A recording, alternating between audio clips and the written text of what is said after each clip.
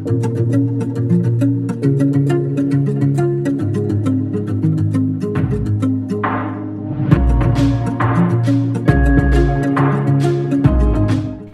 à tous et bienvenue dans ce nouvel épisode d'Instant Simple, une parenthèse d'évasion. Aujourd'hui, je vous retrouve avec Tara, une amie que j'ai rencontrée en Martinique, pour qu'elle nous partage sa plus belle aventure.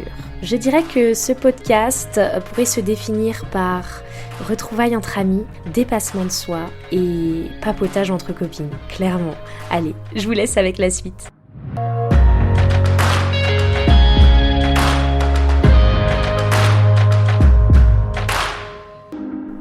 Je suis Lina, coach de vie certifiée et voyageuse solo passionnée. À travers ce podcast, je vous propose chaque mardi un récit de voyage, une anecdote qui a été transformatrice pour moi ou l'un des invités.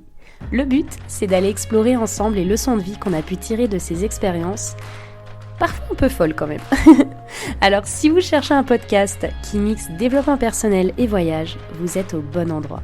Si ce concept vous plaît, je vous invite à soutenir ce podcast en laissant une note, un commentaire ou en le partageant à vos proches. Sur ce, bon épisode. Hello Tara, comment vas-tu ? Mais ça va très bien et toi ? Ça va, merci. Je suis trop heureuse de t'accueillir dans cet épisode de podcast pour pouvoir échanger avec toi sur ton voyage. J'ai trop hâte qu'on en parle, vraiment. Et en tout cas, merci, parce que là, vous le voyez pas forcément, vous êtes juste en train d'écouter. Mais je suis actuellement chez Tara, du coup, avec un petit thé, de l'encens, des petites lumières, pendant la fête nationale suisse, pour tout vous dire. Et du coup, voilà, on s'est posé là, entre copines, moment cocooning, et on a décidé d'enregistrer cet épisode parce que on a vécu quand même un beau voyage ensemble en Martinique, et je sens que tu as beaucoup de choses à nous en dire. Ouais, je suis ravie d'être sur cette chaîne, j'écoute tous tes podcasts tous les mardis, et c'est un vrai plaisir, j'ai hâte tous les mardis d'ouvrir Spotify pour écouter gentil. Tes podcasts, je te jure, tu me transportes. C'est même pas parce que je te connais. Oui, parce qu'on se connaît, du coup. Oui. Voilà, on n'est pas des inconnus. On a vécu de sacrés périples, d'ailleurs. C'est clair. Mais, sous les tropiques. Sous les tropiques, ouais, ça change tout. C'est clair. Ouais. Et non, c'est bien ce que tu fais. Tu me régales, vraiment. Merci beaucoup. Eh bien, merci à toi, du coup, en tout cas, d'accepter de partager ton expérience. Et du coup, comme je le fais avec tout le monde, est-ce que tu peux peut-être te présenter, nous dire qui est Tara, et peut-être replonger dans le contexte de comment on s'est rencontrés, et après d'enchaîner sur l'histoire que tu as envie de nous partager. Allez, ça marche. Mais écoute, moi donc je suis Tara, je vais sur mes 31 ans. Je vis du coup à côté de la Suisse, comme tu as pu l'expliquer. Nous, on s'est rencontrés en Martinique, dans une auberge de jeunesse assez incroyable. Chez Dany. Chez Dany, d'ailleurs, notre Dany national. C'est ça.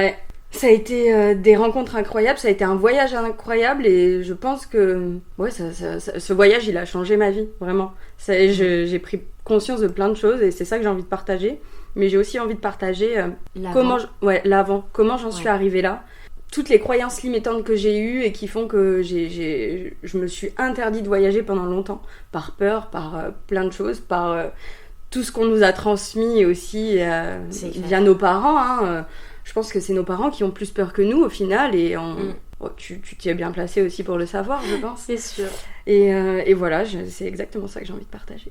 Ok, et trop bien. Donc avant, j'imagine il y a un moment quand même dans le podcast où quand on va parler de la Martinique, forcément, j'ai l'impression que la Martinique, ça a été transformateur pour nous tous, parce que pour vous expliquer, on rentrera un peu plus en détail par la suite dedans, mais on a été beaucoup à se rencontrer dans cette auberge de jeunesse, un peu tous au même moment. Et pour chacun d'entre nous, de tout le groupe de copains qu'on a réussi à créer, à former, on était une famille, quoi.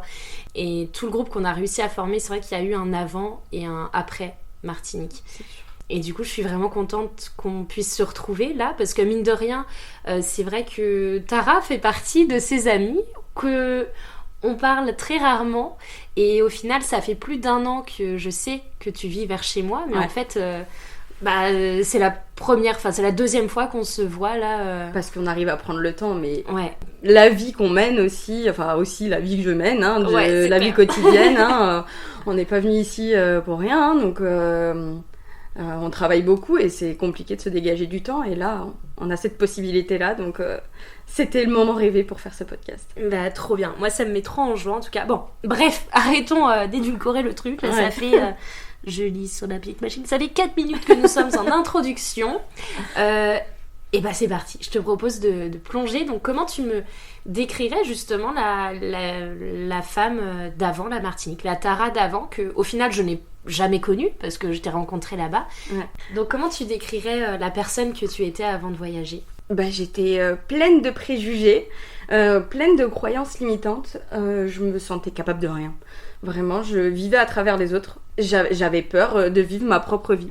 Concrètement, pourquoi j'en suis arrivée à voyager ? En fait, j'ai toujours eu envie de voyager. J'ai toujours eu envie de découvrir le monde, d'aller de rencontrer découvrir de nouvelles cultures, de nouveaux lieux. J'ai toujours été hyper curieuse, mais je m'en suis jamais sentie capable de le faire seule. Et en fait, pendant des années, je me suis retenue de le faire. Pour toutes les croyances qu'on connaît, hein. Les femmes, attention, en voyage, c'est dangereux. C'est dangereux, tu peux tomber sur un homme malveillant. Oui, comme je peux en tomber, en France, enfin voilà, clairement, il y en a partout, quoi. Et en fait, c'est parti d'une histoire d'amour qui m'a totalement anéantie. Ah oui. Ouais. Non, ça commence bien l'histoire d'amour, voilà. après, qui m'a anéantie. Ouais. Mais finalement, dans chaque histoire, je pense qu'on peut toujours tirer du bon dans chaque histoire. C'est clair. Et en fait, il m'a totalement anéantie. J'en ai fait une thérapie, clairement. Et j'ai expliqué dans cette thérapie que j'ai abordé le sujet du fait que j'avais toujours eu envie de voyager et tout. Et je me suis jamais autorisée. Et en fait, c'est là où j'ai compris que j'ai toujours attendu de rencontrer une amie, un amour ou n'importe qui, vu que je sois pas toute seule. Et j'avais peur aussi de me retrouver avec moi-même. Il y avait de ça aussi. Ouais. Donc en fait, t'attendais quelqu'un pour partir voyager. En fait. Ouais, parce que j'osais pas. Je pense que j'avais peur de me retrouver avec moi-même. Et je fais le lien avec cette histoire d'amour qui m'a anéantie. J'étais aussi dans de la dépendance affective. Je me suis accrochée à cette personne. J'avais peur en fait de me retrouver avec moi-même. Donner aux autres, et s'accrocher aux autres, c'est éviter de se regarder soi-même et de se retrouver avec soi-même au final. Ouais, c'est clair. Et bref, et donc du coup, à un moment donné, je me suis dit, ça a été l'élément déclencheur où je me suis dit, mais en fait, si j'attends toujours quelqu'un pour faire quelque chose, je ferai jamais rien de ma vie. Ouais, donc c'est la phrase de cette thérapeute en fait qui... Ouais, non, en fait, c'est même pas elle, je crois, qui me l'a dit, ça a été... Je l'ai dit moi-même dans cette thérapie en disant, mais si je fais rien moi-même, les gens, en fait... Enfin, pourquoi j'attends les autres, en fait ? Les gens, ils vont pas faire pour toi. Mais non, pas du tout. Et en fait, ça a été l'élément déclencheur où je me suis dit, mais en fait, j'ai attendu toute ma vie après quelqu'un qui n'arrivera peut-être jamais, tu vois, j'en sais rien. Encore aujourd'hui, il n'y a toujours pas cette personne. Mais non, je me suis dit, mais en fait... Qu'est-ce que t'attends, tu vois ? J'ai mis du temps. En fait, la Martinique, ça a été vraiment le voyage de ma vie, le voyage ultime où je me suis prouvé que j'étais capable. Ouais. Mais avant, j'ai commencé petit à petit parce que j'avais peur de me retrouver avec moi-même, j'avais peur qu'il y ait du vide. Donc, j'ai commencé petit à petit pour expliquer un peu. J'étais aide médico-psychologique auprès des adultes handicapés. Je travaillais dans des foyers. Donc, je m'occupais de ces personnes-là au quotidien. Et en fait, un jour, et pendant ma thérapie, au final, tout s'est enclenché en même temps où je me suis dit, mais je veux plus faire ça. J'ai donné aux autres, et c'est ce que j'ai fait tout le temps. Et là, je veux plus faire ça. Et je veux vivre pour moi, en fait. Et du coup, du jour au lendemain, je venais d'être diplômée pas très longtemps avant. J'ai galéré à avoir mon diplôme. Et en fait, j'ai pété un câble et je me suis dit, mais stop, en fait. J'arrête de donner aux autres et je vis pour moi. Et j'ai complètement changé de voie, c'est-à-dire que je suis partie dans la restauration, qui n'a rien à voir. Bah oui, moi je t'ai toujours connue dans la restauration. Ben ouais, c'est ça. Mais je suis partie dans la restauration et j'ai commencé petit. C'est-à-dire, je voulais pas travailler dans la restauration à côté, je voulais voyager, mais je voulais commencer petit à petit. Je voulais pas trop m'éloigner. Donc pour expliquer, moi je suis de la région toulousaine et en fait, la mer c'est toujours quelque chose qui m'a apaisée. Et je me suis dit, ok, je vais trouver une saison pas loin de chez moi. Il y a quoi chez moi, pas loin. Donc moi, je suis sur le bord de la Méditerranée. J'ai regardé Égorissant et tout ça. Je voulais un truc qui bougeait un peu. Je finis au Cap d'Agde. Pas chez les Cunus, pour ceux qui pensent. Hein. On me pose toujours la question à chaque fois. Non, je ne suis jamais allée chez les Cunus. Et je le revendique. Et voilà, je le revendique. J'étais sur une paillote au bord de plage. Voilà, c'est un copain qui travaillait là-bas et qui m'a dit, il cherche une barmaid, viens faire un essai. Donc j'ai fait un essai, je me suis trouvé un petit mobil-home et tout ça. Et en fait, c'était mon premier voyage, c'est-à-dire que c'est la première fois que je partais réellement de chez moi, tu vois. Donc c'est vraiment... Et là, comment tu te sens à ce moment-là? T'es genre, t'es excitée ou genre Mais t'as peur? dans ma tête, je suis une espèce d'aventurière de ouf, tu vois. C'est Indiana Jones qui part au Cap d'Agde, là, avec Mais son mes fils. parents étaient plein de préjugés, mais comment, enfin, tu vas travailler dans un bar, tu vois, alors que c'était en journée, tu vois, je finis au plus tard à 1h du matin. Bon, ce qui est toujours inquiétant pour une maman, tu vois. Oui, ouais, c'est clair. Mais, enfin... mon papa, il a jamais été inquiet pour moi. Genre, il m'a toujours poussé. Mais c'est ma mère, elle m'a toujours, tu vois, mis des croyances limitantes dans la tête. Mais parce que elle-même a peur, tu vois. Bref. Pour revenir au Cap d'Agde, moi j'étais comme une ouf, j'ai un travail, je découvre le milieu de la restauration, je vis dans un mobil-home, moi je trouve ça trop bien, tu vois, j'ai toujours mon petit appart et tout, là je vis dans mon mobil-home, j'étais trop heureuse, il était déplorable ce mobil-home. Non mais de toute façon les logements saisonniers, genre mais laisse tomber, j'ai trouvé le dernier truc qui était à la base inlouable, tu vois, on pouvait pas le louer, et je vivais dans un truc, mais c'était proche du taudis et j'étais trop heureuse parce que je vivais mon aventure pour moi la première fois. Alors oui, je suis partie dans un but, c'était pour travailler, je suis pas partie sans rien, il y avait pas de vide quand même derrière, tu vois. Oui, t'es partie et c'est vrai que je connais bien le monde des saisons. D'ailleurs, je pense en faire un épisode de podcast parce que je trouve que c'est un univers qui est quand même assez à part, mais c'est vrai que je trouve ça intéressant, tu vois, le monde des saisons, parce que moi j'ai commencé aussi par ça, parce qu'au final, tu vois, ça demande de t'engager, mais tu t'engages sur 3 mois, tu vois. Ça. Donc en fait, tu t'engages, mais pas trop non plus. Donc en fait, tu signes pas un CDI, tu sais que t'as la liberté après de faire ce que tu veux, et puis tu croises toujours des saisonniers différents qui sont tous normands ou bretons, soit dit en passant. Ouais, ça c'est clair. Les Bretons sont partout. non mais c'est clair, tous les saisonniers sont normands ou bretons.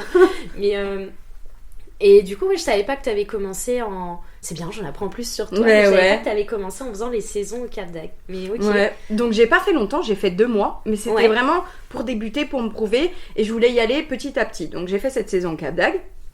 Ensuite, j'ai tenté une saison d'hiver à Aix-les-Thermes, qui reste quand même dans les 2 heures de chez moi, tu vois.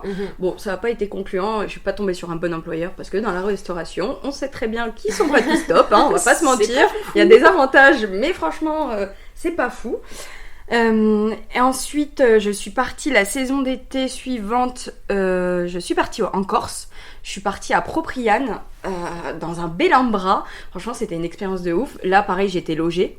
J'étais logée sur place et franchement, j'ai parcouru le sud de la Corse, que je recommande à tout le monde. La Corse, c'est magnifique. Il y a des paysages, des randonnées. Pour ceux qui aiment la randonnée, c'est fantastique. Et ensuite, toujours pareil dans le but de travailler. Ensuite, je suis partie, j'ai eu l'opportunité. En fait, Pôle emploi, ils avaient créé un Erasmus. Erasmus, à la base, c'est pour les étudiants en fait, hein, voilà. Ils font un échange d'étudiants. C'est avec l'Europe, en fait, c'est un contrat avec l'Europe. Et en fait, ils ont créé ça avec Pôle emploi. Et donc, forcément, entre les saisons, je me retrouvais au chômage, tu vois. Et du coup, justement, pendant tes intersaisons, là, à la base, tu te dis pas, justement, parce que moi, je sais que mon objectif, quand j'étais saisonnière, je me disais, vas-y, je bosse à fond, là, pendant ma saison. Et puis après, intersaison, je me casse, voyager et tout, tu vois. Non, parce que je m'en sentais pas capable encore. Pour moi, c'était vraiment la folie. Pour toi, le voyage, c'était la saison, en fait. En fait, c'est que mon objectif, c'était de partir voyager seule, prendre mes affaires et ne pas savoir où je vais. C'était mon objectif. Mais j'ai eu besoin de créer, d'avoir confiance en moi, en fait, de prendre confiance en mes capacités, parce que je dépendais toujours des autres et je me voyais toujours à travers les autres, mais jamais moi. Et en fait, ça a été le temps de m'apprivoiser moi-même, en fait. Et donc, du coup, ça a été vraiment les étapes petit à petit. Je passe du Cap d'Agde, à Aix-les-Thermes, en Corse. Et après, Erasmus, et je pars à Malte. Et là, j'avais jamais pris l'avion de ma vie, j'ai toujours eu peur de prendre l'avion. Quelques semaines avant, justement, pendant ces périodes de creux, quelques mois avant, pardon, pendant ces périodes de creux, je prends l'avion pour aller chez une amie. Je tente le vol Toulouse-Lyon. Première fois que je prends l'avion, en plus toute seule, parce que personne de ma famille veut prendre l'avion. Je suis vraiment la seule voyageuse, tu vois. Et Et en fait, je prends l'avion mais moi, j'ai été traumatisée par le 11 septembre. J'étais petite, tu vois. Et ces images d'avions qui se crachent et j'ai jamais voulu prendre l'avion parce que ça m'a créé un traumatisme. Et puis, je comprenais pas comment un aussi gros engin pouvait tenir dans le ciel, tu vois. Pour moi, c'était pas possible, tu vois. Bref, je prends cet avion. Et là, me voilà partie pour Malte avec mes 3 énormes valises, tu vois. Ah oui, tu vois, genre valise et tout. Le backpack, c'est venu sur mon dernier voyage, hein, très honnêtement. Ok. Ouais. Et je prends mes valises, mais en fait, c'était un truc cadré parce que c'était organisé par Erasmus. Je partais à Malte 3 mois, faire un stage dans un bar pour découvrir les cocktails, pardon. Enfin, approfondir mes connaissances dans les cocktails parce que je voulais vraiment rester dans ce milieu-là. Le bar, ça m'a toujours plu, le service et tout.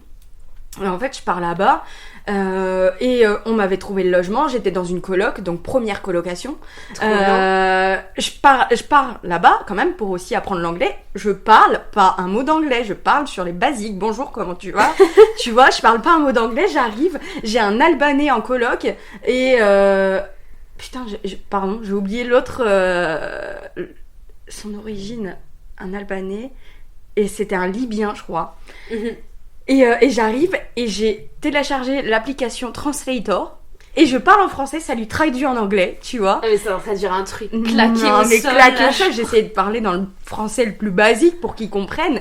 Et j'arrive, on fait des présentations, je parle pas un mot d'anglais, je me dis mais dans quoi je me suis embarquée, tu vois. Et pareil, au boulot, tout le monde parlait anglais et tout. Et en fait, mais c'est exactement ce qu'il fallait pour une immersion totale et pour apprendre l'anglais. Je suis repartie là-bas. On va dire que je disais les basiques et à la fin j'arrivais à tenir une conversation. Alors les verbes, le passé, le futur, c'était un peu compliqué, mais je me faisais comprendre. Ouais, mais tu savais déjà Ah, c'est top. Ouais. Et donc du coup, et là-bas, j'ai commencé vraiment à rencontrer des gens qui sont aujourd'hui, enfin une particulièrement, Marlène, qui est devenue une amie. Au début, c'était saisonnier et après à Malte, c'était vraiment un truc différent. Même si c'était organisé, c'était un voyage différent et j'ai senti déjà une évolution sur ce voyage-là, en tout cas sur ma personne. Bref, je rentre de Malte et là, je me dis, ok, prochain voyage. J'ai une copine qui est partie en Australie. On a fêté son départ juste avant que je parte à Malte et mon objectif c'était je pars à Malte, je rentre, je travaille un petit peu, je mets de l'argent de côté et je pars rejoindre ma copine en Australie. C'était le plan de base. Et là, donc ça c'était, je rentre de Malte fin 2019 et là début 2020. Covid. Alors non, je commence à travailler dans un restaurant juste à côté de chez moi, vraiment pour me faire de l'argent. Ouais. Je rencontre d'ailleurs au passage ma meilleure amie dans ce restaurant-là et à partir de là, dans chaque endroit, dans chaque lieu, j'ai toujours rencontré quelqu'un qui fait toujours partie de ma vie aujourd'hui, mais partie intégrante, tu vois. Ouais. C'est des amis. Et ça le voyage, t'as tes amis du quotidien qui sont autour de chez toi et que tu connais souvent depuis tout petit et t'as ces amis de voyage où tu partages des petits instants comme ça qui font que c'est fou, ça crée un lien totalement différent, tu vois. Bref, je commence à travailler, j'ai assez d'argent de côté pour acheter mon billet aller-retour pour l'Australie, je fais mon PVT parce que je voulais faire voyage-travail en même temps, je fais mon PVT, je paye mon assurance. J'ai tout. J'ai acheté mon backpack. Mon backpack est prêt à être fait. Et là, le Covid. Et là, ton monde qui s'écroule. Et moi, j'avais rendu mon appartement et confinement chez mes parents, quoi. Chez ma mère et mon beau-père. Ah, purée. Ouais, ça a été la descente aux enfers. Et là, en fait, tu subis le confinement. Du coup, pas de restaurant ouvert, tu travailles plus. L'Australie, tu te dis, mais quand est-ce que je vais pouvoir y retourner, tu vois? Bah, c'est ça. Surtout que t'as été vraiment coupée dans ton élan. C'est marrant parce que là, je sais pas si vous avez écouté les anciens épisodes, mais du coup, il y a eu Swana, il y a eu Nour. Je sais pas si l'épisode est déjà sorti ou pas. Vous verrez, au pire. Mais à chaque fois, j'ai l'impression que le confinement, soit ça a stoppé dans l'élan pour voyager, soit ça a permis à des personnes de vivre des expériences de fou. Enfin, il y a vraiment eu une période de confinement qui a été marquante quand même pour beaucoup de personnes, quoi. C'est dingue. Mais je pense que le confinement, c'est écrit dans l'histoire maintenant. Le confinement, le Covid, ça nous a... Mais il pleut, pardon. Oh non. Oui, alors notre soirée est foutue. mais j'adore la pluie. C'est apaisant, j'adore. Oh, grave, non mais... Nul. Ça n'annonçait pas de pluie. Mais c'est juste un petit nuage. Après, tu vas voir. Après la pluie, il y a le beau temps. Après la pluie. Après la pluie, il y a plus. Il y a plus. Voilà. Du coup, on était où? Ouais, on s'échappe. Donc, du coup, oui, donc là, confinement. Ouais, et confinement. Et en fait, je me dis, mais qu'est-ce que je vais faire? Et ça dure longtemps. On retravaille un peu l'été. Donc, je reste toujours dans ce restaurant-là. On retravaille un peu l'été. Mais en fait, c'est que je pouvais pas partir en Australie. L'Australie n'a rouvert que... Mais tard. Et ben... un an après, c'était quand? En 2022. Je crois que c'était début 2022, c'est resté fermé 2 ans, je crois. Mon ami est rentré entre temps, donc autant me dire que j'étais dans une situation où je me disais, mais je vais partir vraiment toute seule. J'étais paniquée, tu vois. Ouais, c'est ça. Ouais. Et là, qu'est-ce qui se passe? Donc tu bosses un peu l'été. Donc je bosse un peu l'été, reconfinement, deuxième confinement. Donc on travaille pas dans la restauration. Beaucoup de choses étaient ouvertes, mais forcément les restaurants non, on n'avait pas le droit de travailler. Et là vient décembre et novembre. En novembre je me dis non, en décembre pardon. En décembre il parlait de déconfiner pour les périodes de fête. Et là je me dis là, stop. Là, en plus, j'étais partie de chez mes parents quand même. J'avais pris une petite maison dans la campagne perdue. J'étais vraiment trop bien. Je voyais les biches passer devant chez moi. C'était fantastique. Bref, je suis toute seule dans ma maison avec mes 3 chats. Donc, j'avais 3 chats à ce moment-là. J'avais récupéré les chats de chez mes parents pour combler le vide. Hein, parce que c'était dur, ce confinement, quand t'es tout seul. Mm-hmm. Et là, je me dis, mais qu'est-ce que je fais? Parce que je ne compte pas rester là. J'ai une fenêtre là qui vient de s'ouvrir. C'est-à-dire que c'est déconfiné pendant les fêtes. Faut que je parte. Je sais pas où. Mais là, c'est le moment. En fait, l'Australie, j'ai pas pu. Je me dis, c'est le destin. Ça devait se passer comme ça. Y a pas de souci. Mais là, il faut que je voie du soleil. C'est l'hiver. J'ai froid. Je déteste le froid. Je veux de la mer. Et là, je savais pas. Il y avait tellement de champs de possibilités. Et en même temps, j'avais envie d'aller dans un endroit où, genre, je suis confortable avec la langue. Et là, donc je regarde l'arc antillais, tu vois, sur la carte, et je me dis, ok, la Guadeloupe, écoute, j'ai pas eu de bons échos. Ma meilleure amie était partie en Martinique, a vécu en Martinique, elle me disait que c'était incroyable et tout. Et je me dis, allez, pourquoi pas? Alors, je cherche sur Internet. Déjà, j'avais pas un budget illimité, mais je savais que j'avais envie de partir, et je voulais prendre un billet sans retour. Un billet aller sans retour. Et là, je cherche sur Internet. Alors, je trouve une auberge de jeunesse. Une seule auberge de jeunesse. Je dis, ok. Allez, je book une semaine en auberge de jeunesse. Donc, l'auberge de notre Dany nationale, tu vois. Martinique Hostel. Ouais. Ah ouais, c'est... Et là, je book cette semaine-là. Donc, je prends mon billet aller. Je book ma semaine en Martinique. Je me dis, ok, j'ai pas envie de marcher parce que j'adore conduire. Et en plus, j'ai la flemme de marcher. J'ai juste envie de marcher pour quand c'est utile. C'est-à-dire voir des belles vues au sommet de montagne, tu vois. Ouais, mais de toute façon, dans les îles, t'es obligé d'avoir une voiture. Ah, on s'est retrouvés quelques fois sans voiture. Hein. Oui, les bonnes galères. Les bonnes galères, l'autostop, on connaît. Hein. Oui. Et les rencontres incongrues. Enfin bon. Et là, je book tout. Et je me dis, ok, et ben go. Donc j'ai ma voiture. J'ai mon billet d'avion, j'ai ma voiture. J'ai mon auberge de jeunesse pendant une semaine. Et je dis, on verra ce qui se passe. Mais là, pour moi, c'était la grande folie dans ma tête. Et jusqu'à la dernière minute avant de prendre l'avion, dans ma tête, j'étais en train de me dire, mais t'es en train de le faire, Tara. Mais ouais. Dans ma tête, j'étais là, ouais, je suis toute seule. Bon, je suis partie avec 2 valises, tu vois, quand même. Hein. Je savais pas trop si je restais ou pas, en fait. Je me suis dit, autant je reste 15 jours. Autant je reste plus longtemps, je savais pas. Et j'arrive avec mes 2 valises, je me dis, dans ma tête c'était vraiment ça. Putain, t'es une dingue, t'es en train de le faire, c'est trop bien. Je te jure, dans ma tête j'étais là, mais tu pars du Cap d'Agde et tu finis en Martinique, tu vois, j'étais trop fan. Et là j'atterris là-bas, évidemment, hein, tu connais, gros pull parce qu'il faisait froid à Paris. Hein, je suis arrivée en Martinique, j'avais une polaire, une veste, j'ai tout enlevé, j'étais en débardeur. Ah ouais. Je suis arrivée chez Dany, j'avais ma polaire dans la main, tu vois. Genre, mais pareil, je suis arrivée... Ah non mais attends, parce qu'il m'est arrivé une péripétie en arrivant là-bas quand même. Non mais moi je suis arrivée, j'avais le gros pull, j'avais les boots, et t'arrives, et la chaleur tropicale humide, moi je connaissais pas, j'ai jamais mis un pied aux Antilles, tu vois.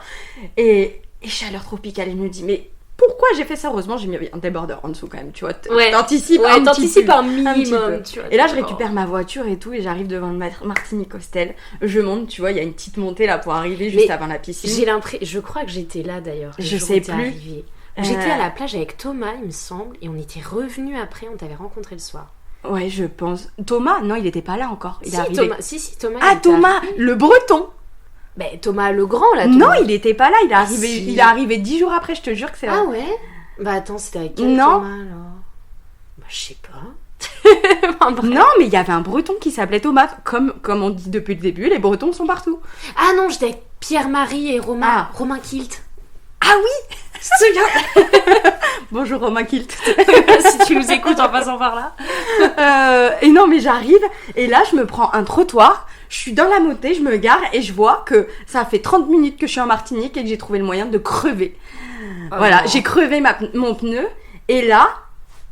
j'arrive avec mes grosses valises et tout, j'étais dépitée, tu vois, j'arrive dans un endroit, enfin j'étais hors j'étais sortie de ma zone de confort totalement, et j'arrive et je me dis, bon ok, ça je sais changer un pneu, ça c'est ok, merci papa, tu m'as appris des choses, c'est cool.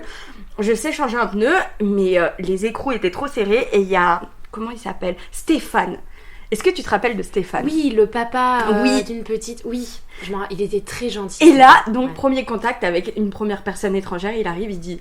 Bah attends, mais je vais t'aider, t'inquiète et tout. Et là, en même temps, y en a une qui vient d'arriver à pied de l'aéroport, une Belge qui s'appelle Fanny. Elle arrive et tout, je te jure. Et là, tu sais, c'était la team. J'arrive en galère et là, il y a tout le monde qui arrive. Elle a son gros backpack, elle pose son backpack, elle dit, est-ce qu'on peut t'aider et tout. Et là, tu sais, et je me suis dit, je suis exactement à cet endroit-là pour vivre ces moments-là, tu vois. Ouais. C'est la galère. Et il y a toujours quelqu'un qui viendra t'aider, tu vois. Les gens sont bienveillants. Et je suis arrivée là-bas et j'ai rencontré plein de monde. Le premier soir, j'ai rencontré donc Fanny, Chloé. On est parti manger un petit restaurant. Le soir, vous alliez à Sainte-Anne, justement. Oui, on allait au truc là. Ah, j'ai oublié le nom. Ah ouais, il a fermé depuis. Ouais, mais ça ne m'étonne pas. Et vous alliez tous à Sainte-Anne et nous, jet lag un peu, et puis la pression du voyage et tout, on arrive là et tout, on se fait un petit restaurant. C'est là qu'on a découvert premier restaurant quand même qu'on se fait depuis le service martiniquais. Et c'est là que je me suis... Bon, je savais que j'étais pas patiente, mais au final, ce restaurant-là, on n'y a même pas mangé, ils ont perdu notre commande. Non mais... Et j'arrivais, tu sais, mon objectif, tu sais, moi j'adore manger de la viande et je suis une meuf, c'est très entrecôte, tu vois, entrecôte, vin rouge, c'était vraiment mon dada de l'époque, quoi. Ah oui. Et j'arrive là-bas, bon, c'est pas le meilleur endroit, l'entrecôte en Martinique, on est d'accord, c'est pas le meilleur truc, mais c'était mon objectif parce que les restaurants étaient fermés depuis encore un moment et moi, j'adore la nourriture et manger au restaurant et j'adore ça. Resto en bord de mer en Martinique, une bonne entrecôte. Ouais, c'est clair, hein, tu pourrais faire le cliché, aller manger des acraques-moris. Non, Tara veut de l'entrecôte, tu vois. Et je l'ai même pas eu, j'ai fini avec un panini, je crois, parce que le restaurant, il nous a jamais servi. Bref, déception. Et en fait, c'est là on s'est rencontrés ce soir-là. Du coup, vous partiez tous. Et, c'est ça. Et voilà. Et le début de l'aventure. Et je suis restée 4 mois en Martinique. Parce qu'il faut savoir qu'avec Tara, du coup, moi, j'ai débarqué en Martinique le 6 janvier. Dans cette auberge de jeunesse, parce que au final ce qui est drôle c'est quand tu me racontes le avant de ton voyage, j'étais vraiment dans la même optique, c'est-à-dire j'étais censée suivre un gars à La Réunion, au final ça s'est pas fait, je devais enchaîner sur une saison d'hiver, au final j'ai pas voulu, et là je me suis dit bah vas-y, les portes s'ouvrent pendant la période des fêtes. S'il faut partir, c'est maintenant. Et genre, j'ai choisi la Martinique parce que je voulais aller au plus loin possible de La Réunion pour ne pas croiser le mec. Exactement. Et du coup, je me souviens être partie, pareil, j'ai pris le billet aller. Et je me suis dit, YOLO, tu vois, j'y vais, je sais pas ce qui va se passer. J'avais trouvé, je vais rencontrer Charline, donc ma future coloc, sur un groupe Facebook. On avait trouvé un appart, mais on l'avait que 10 jours après. Donc forcément, on logeait à l'auberge à ce moment-là. Donc j'ai débarqué le 6 janvier et toi, tu as débarqué le 9. Le 9 janvier, ouais. Donc on s'est rencontrés chez Dany dans cette auberge de jeunesse. Et... Mais il y a une ambiance différente parce que on est tous arrivés là-bas pour le même objectif, on va pas se mentir, c'est fuir le Covid. Fuir le Covid et vivre une expérience, certes, mais c'était fuir le Covid. On n'en pouvait plus de cette atmosphère. Et en fait, on est vraiment tous arrivés là-bas dans le but de déconnecter de tout ça parce que ça a été hyper pesant, cette situation. Et de profiter à fond. Et en fait, tout le monde était dans la même optique. Et en fait, ça a créé une famille, mais tellement immense. Je pense que... Enfin, je reprends... Tu te rappelles la photo qu'on avait fait au bord de la piscine ? T'étais là, la grande photo avec Pierre-Marie. Sur Google aujourd'hui. Ouais, c'est clair. C'est nous qui représentons le Martinique Hostel, mais ça a été une vague de bonheur à ce moment-là, et on était tous... Mais en fait, ce que j'ai aimé avec ce moment, c'est que justement, on était plein dans l'auberge et on était tous un peu des têtes brûlées parce qu'au final, on était tous... on avait tous chacun fait notre chemin mental, tu vois, avant de venir de vas-y, je fuis la France, je fuis la métropole, je veux trouver un havre de paix quelque part, je veux fuir le Covid d'une certaine façon, et genre vas-y, j'ose. Et en fait, nous tous, là, on s'est tous retrouvés, mais chacun de nous, on avait quand même tous osé partir, alors que tout notre entourage me disait que c'était impossible de quitter le territoire, que c'était vraiment difficile, etc. Et au final, on a tous osé, donc on s'est retrouvés vraiment dans cette bulle de... on était vraiment une famille, tu vois. C'était vraiment ça a été une famille, on a tous... et au final... toutes les personnes où on s'est rencontrés là-bas, au final, ça a créé plein de petites colocations parce que, oui, on va dire au moins la moitié est restée. Ouais. On a été au moins la moitié à rester. À la fin, on était un groupe on était 20 là-bas à la base, à peu près, parce que c'était une capacité de 20, je crois, 20-25. Oui. On était 11 à la fin quand même, notre petit groupe. Et il y avait 3 colocs. Il y avait toi, Charline, il y avait ma coloc et la coloc de Tess et Chloé, je crois. C'est ça. On était 11. C'est ça. Ouais, on était et on est resté là. Tous ceux qui la première à partir. Je crois que j'étais la première à partir d'ailleurs, non ? Peut-être. Moi, j'ai fait un petit aller-retour en métropole. Je sais plus qui a été la première à partir. Mais c'était moi et j'avais du coup. Pour continuer l'aventure, du coup, après ça, à la Martinique, j'ai navigué pendant plusieurs jours et je suis partie à Saint-Barthélemy dans un bateau-taxi, comme on appelle ça. C'est-à-dire que je ne connaissais pas la personne, c'est un contact de l'auberge de jeunesse qui m'a donné ce contact. Et elle m'a dit, il passe par cet endroit parce qu'il vient d'acheter son bateau. Tu peux monter sur le bateau et il va jusqu'à Saint-Martin, mais il pourra te poser à Saint-Barthélemy. Et là, je suis partie naviguer. Autant te dire, ça aussi, c'était horrible. J'ai pas du tout le pied marin. J'ai vomi pendant 11 heures avant de naviguer vraiment et d'apprendre un peu la voile. Non, c'était fantastique. La découverte de Saint-Barthélemy, Saint-Martin, c'était incroyable. Mais tout ça pour dire que en gros, ce moment en Martinique, ça a été vraiment le moment où je me suis prouvé que j'étais capable, quoi. Et là, en vrai, aujourd'hui, depuis cet événement où je me suis dit, je l'ai fait, mais en vrai, il n'y a rien qui m'arrête. Genre, j'ai plus rien qui m'arrête à partir du moment où je me suis prouvé à moi-même. Derrière, parfois, ça peut prendre du temps, certaines envies ou certains projets que tu as, mais à partir du moment où tu t'es prouvé que tu étais capable, je crois qu'il n'y a plus rien qui peut t'arrêter. Ouais.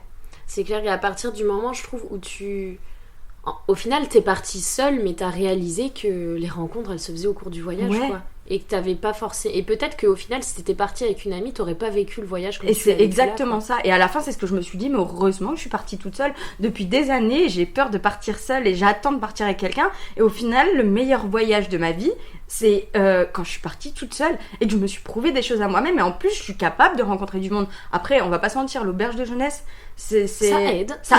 Voilà. Tout le monde est là pour apprendre à connaître les gens, pour découvrir, pour faire des rencontres. Et non, en vrai, l'auberge de jeunesse, ça a été... c'est une expérience incroyable. Et je pense que la prochaine fois, le prochain pays que je ferai, ou la prochaine île que je ferai, je partirai en auberge de jeunesse. Parce que c'est riche de rencontres. Ouais. Et je te rejoins tout à fait là-dessus. Et je me rappelle aussi... Et je me souviens, c'est quelque chose qui m'avait surpris qui m'avait surprise quand je suis arrivée, parce que moi, quand je suis arrivée, tu vois, j'avais pas d'emploi, enfin voilà, j'avais commencé à chercher brièvement, mais voilà, je cherchais pas trop. Mais je me souviens que toi, genre, dès le lendemain de ton arrivée, t'allais déjà poser des CV, tu vois. T'étais vraiment, genre, ultra, pas stressée, mais genre, c'était ton objectif, et du coup, t'allais, tu sais, au lieu de te dire, vas-y, je vais profiter un peu de la plage et tout, t'avais vraiment cette optique de let's go, je vais poser les CV partout. Mais oui, on était partis toute une journée avec justement Thomas qui a été mon coloc du coup. Oui, pas le breton, le viking, on va dire. Le vrai. Viking. Non, c'est Chloé qui l'a appelé le viking, je te jure. Mais c'est Thomas, si tu passes par là, je suis désolée pour. C'est Chloé, c'est pas nous, c'est Chloé. Okay. C'était pour tes longs cheveux blonds, c'est pour ça. Voilà, exactement.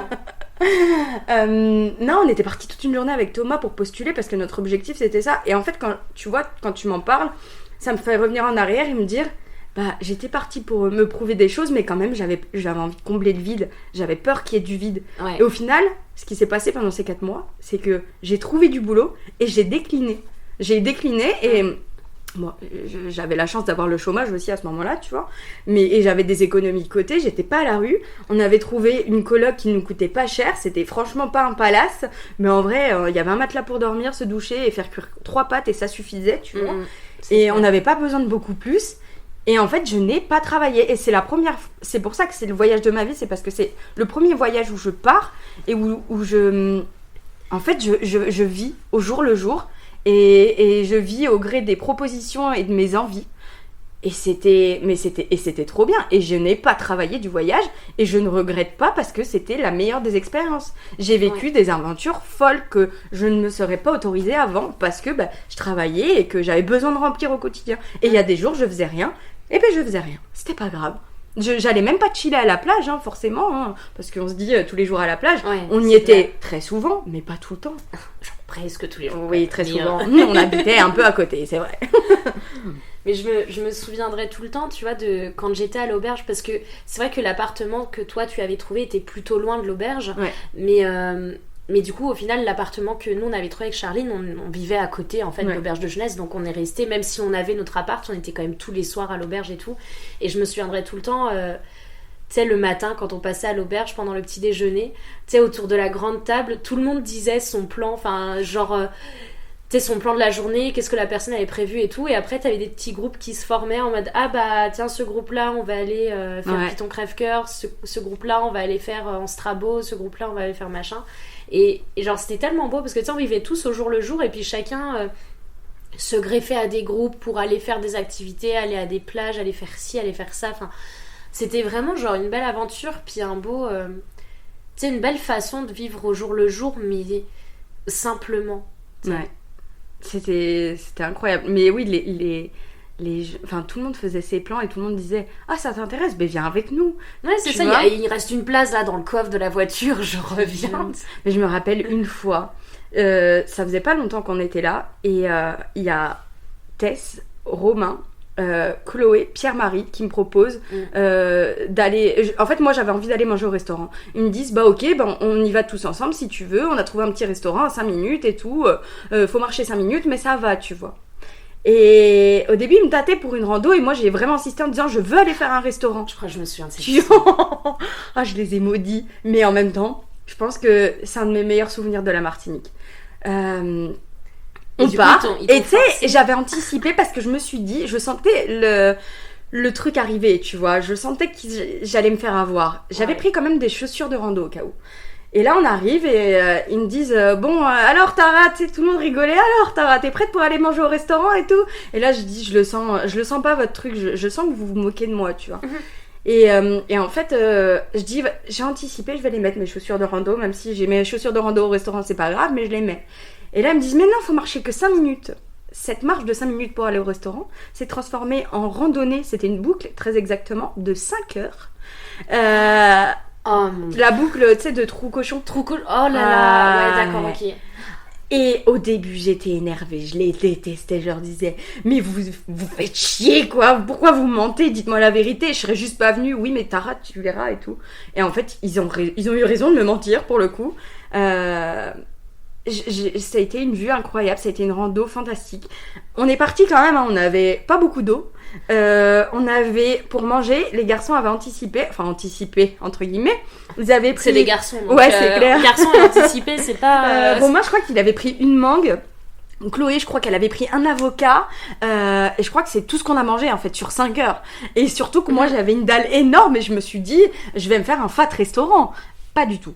Et en fait, à la fin, je me suis dit, bon, ok, j'ai râlé, j'ai marché vite, parce que moi, en plus, quand je marche, je galope, tu vois. Ouais. Et je dis, j'ai marché vite, machin et tout, ils m'ont agacé et tout, mais en vrai, merci les gars, parce que j'ai vécu une vue incroyable. Et ça a été... je les ai maudits au début, mais à la fin, je leur disais merci. Ça devait vraiment être un beau moment. Je me souviens quand vous êtes revenus à l'auberge, après ça, on en avait bien rigolé d'ailleurs. Ouais. Ah oui, j'étais vraiment le dindon de la farce, c'est un vrai... C'est la première fois que j'accepte d'être le dindon de la farce parce que c'est indescriptible. Le Trou-Cochon, c'est indescriptible. Il n'y a pas beaucoup de montées, mais Le nom de cette rando fait pas envie, mais je vous assure que franchement, elle vaut le détour. Trou Cochon en Martinique, c'est... En fait, moi, j'ai adoré cette rando parce que t'as tous les... C'est un peu comme Caravelle, tu sais, t'as un peu tous les styles de paysages. C'est ça. Mais c'est plat. Enfin, c'est plutôt plat. Genre, t'as pas beaucoup de dénivelé, donc franchement... Non, c'était chouette. Voilà. Trop bien. Et du coup, donc là, tu nous as partagé un bon moment. Est-ce que tu peux nous partager aussi... Enfin, j'imagine que pendant la Martinique, il y a eu des hauts, il y a eu des bas. Ouais. Et est-ce qu'à des moments, tu as eu envie de tout envoyer valser et de rentrer chez toi et te dire j'ai pas pris la bonne décision, là, qu'est-ce que je fais là, ça me stresse, je bosse pas Oui, ici j'ai eu des moments de bas comme ça en me disant mais qu'est-ce que je fais parce que après j'avais pas un budget illimité aussi, faut dire ce qu'il est, et parfois je me privais un peu, mais il y avait d'autres plaisirs au final, enfin dans plein de voyages.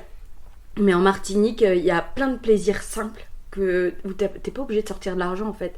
Il y a tellement de champs de possibilités sur cette île que au final, parfois je me sentais un peu frustrée, tu vois, parce que j'avais pas un compte en banque illimité. Et au final, non, en vrai, si, il y a eu des moments où ma famille me manquait.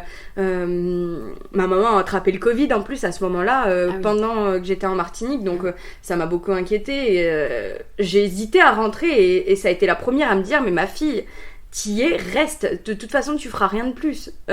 Profite. Et non, j'ai eu des moments de bas comme tout le monde, mais non, ça a été que du plus. Et j'en suis ressortie de cette expérience hyper enrichie. Et c'est ce que je suis aujourd'hui. Ça m'a fait devenir la personne que je suis aujourd'hui et je suis fière de qui je suis. C'est trop bien. Et du coup, c'est la question que j'allais te poser, que je pose un peu à tout le monde, c'est quelle leçon t'as tirée de ce voyage ? Enfin là, si tu devais me décrire justement... quand tu nous as décrit la Tara avant voyage, c'était une Tara qui cherchait à... Tu disais à combler le vide, à combler le vide, à se prouver à elle-même qu'elle est capable, etc. Et au final, comment t'en es sortie ? Est-ce que t'as atteint ces deux objectifs-là ? Et enfin, comment tu te décrirais aujourd'hui, du coup, suite à la Martinique ? Déjà, la première chose, c'est n'attendez pas les autres pour faire quelque chose de votre vie, en fait. La moindre petite chose, n'attendez pas après les autres. Faites. C'est pour vous que vous faites les choses. Faites-le, en fait. Et c'est ça que j'en tire aujourd'hui. C'est aujourd'hui, j'ai envie de faire quelque chose, et ben je vais le faire. Et qui même me suivent. Moi, j'adore partager avec les gens. C'est ça qui me faisait peur aussi au début. C'était de pas partager avec les gens. Et en fait, au final, tu partages toujours d'une manière différente. Et... non, ne croyez pas que vous êtes incapable. On est tous capables de faire les choses. Il faut juste arrêter de se limiter, en fait, de croire qu'on est incapable. Moi, je trouve que souvent, les gens, ils se trouvent des excuses pour ne pas voyager. C'est toujours des excuses. Mais dans la vie, on peut toujours se trouver des bonnes excuses. C'est ça, c'est pas forcément pour ne pas voyager, mais c'est aussi pour ne pas changer de boulot, pour ne pas... oui, mais tu comprends, j'aurai jamais la même paye, tu comprends, tu vois, il y a toujours de bonnes raisons. Mais j'ai ça, oui, mais c'est ça. Tu vois, et c'est vraiment... Arrêtez avec les croyances limitantes. Croyez en vous, croyez en vos capacités. Et parfois, les choses, elles peuvent prendre du temps. Ça prendra le temps que ça prend, mais à la fin, si on a vraiment envie et qu'on se donne les moyens, on peut toujours arriver à nos objectifs. Et ensuite, le fait de se retrouver seul, c'est un long travail. C'est un long travail, la peur de se retrouver seule. Je me bats encore aujourd'hui avec ça. J'apprends à apprécier ma compagnie encore. Alors, je l'apprécie bien plus qu'avant. Avant, c'était vraiment une angoisse de me retrouver seule. Moi, à un moment donné, tu le disais dans ton podcast, dans un de tes podcasts, l'angoisse du samedi soir de rien faire. Ouais, je l'ai eu, mais des années. Avant, en fait, il y a eu l'avant et l'après. Moi, ma deuxième vie a commencé à partir de cette thérapie, en fait. À partir de cette thérapie, à partir du moment où je me suis dit, tu vas y arriver petit à petit, mais tu vas y arriver. Tu vois, vas-y à ton rythme.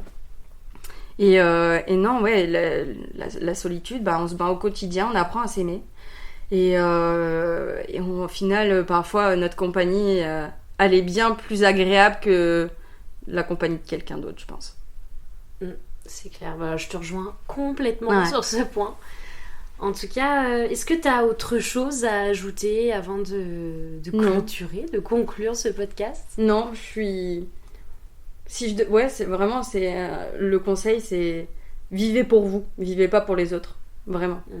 C'est le seul conseil que j'ai à donner, c'est N'attendez pas que le temps passe et de vous retourner un jour dans votre vie et de vous dire mais qu'est-ce que j'ai fait, vous vous réveillez un matin et de vous dire mais j'aurais voulu faire ça, et en fait à 80 ans vous dire mais j'ai rien fait, j'ai rêvé de voyager, je rêvais de je ne sais quelle chose.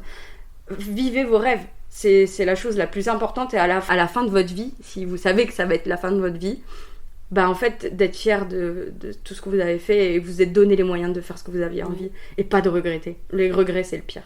Merci beaucoup pour ton partage. Moi, ça m'a fait trop du bien. Enfin, ça m'émeut, ému, je sais jamais comment on dit. Là, à chaque fois que je dis ça m'émeut, je pense à l'oiseau. Là, vous savez pas ce que c'est un émeu, allez voir, il y a des photos très marrantes sur Google. Mais non, mais ça m'émeut vraiment de t'accueillir sur cet épisode, parce que c'était important pour moi de partager avec quelqu'un, et notamment avec toi, cette expérience de vie en auberge et de famille qu'on a vraiment réussi à créer. Parce que pour avoir voyagé dans beaucoup d'auberges de jeunesse, le Martinique Hostel, c'est la seule auberge où j'ai créé ma famille, tu vois. Enfin, c'était vraiment c'était la famille, tu vois, comme quand ça, Stitch dit. Et puis on est tous plus ou moins en contact encore, même si on se donne pas des nouvelles, on se suit de loin. Heureusement, aujourd'hui il y a les réseaux, donc on arrive à savoir ce que deviennent les gens, tu vois. Mais et puis on a toujours notre Dany nationale, quoi. Et demain, moi, je sais que je suis retournée l'année dernière du coup en Martinique. Je suis allée chez Dany. Pour moi, c'est ma maison. C'est ma maison de famille là-bas. Il y a eu un truc à ce moment-là inexplicable et personne ne peut comprendre. Ouais, et qui s'est pas retrouvé, enfin... Non. Tu sais, qui se retrouve pas aujourd'hui, mais en fait, c'est juste qu'on était juste un groupe de personnes, et on cherchait tous à fuir le Covid et à profiter, et du coup, on s'est tous retrouvés dans cette auberge parce que on était tous... on n'avait pas de thunes. Enfin, non, mais il faut dire... C'est vrai, hein. On voulait tous économiser, vivre simplement, on voulait vivre sans chichi, et en fait, on s'est tous retrouvés là pour fuir quelque chose, et pour vivre une aventure, et au final, on a réussi. On a réussi, enfin c'était beau, tu vois, on faisait les crémaillères des uns et des autres. C'est vrai. Dans des apparts où on restait 3 mois, tu sais. On restait 3 mois dans un appart, changer tous les crémaillères. Les crémaillères à chaque fois, tu vois. Genre crémaillère, pot de départ. On en a fait de la crémaillère, on en a fait du pot de départ. Quoi ? Tu restes une semaine ? Ah, tu pars dans une semaine, t'es resté une semaine ? Ok, c'est pot de départ. Crémaillère, pot de départ en même temps. Ah, on en a bu du rhum, quand même, faut le dire. C'est clair. Mais du coup, voilà, ça m'a... Enfin, je suis vraiment heureuse que t'aies accepté en tout cas de partager ça avec nous, parce que voilà, ça me tenait à cœur quand même de faire intervenir cette... J'en ai des frissons. Cette Martinique Hostel Family sur cette chaîne de podcast. Vraiment. Moi, ça m'a fait plaisir aussi de partager avec toi, c'était trop cool. Bon du plaisir partagé. Et vous qui écoutez, j'espère que ça vous a plu, ce petit thé entre copines sous la pluie. Sous la pluie, ouais, voilà, notre soirée est finie, mais c'est pas grave. En tout cas, écoute, merci Tara. Merci. Et sur ce, je vous dis à mardi prochain. Voilà.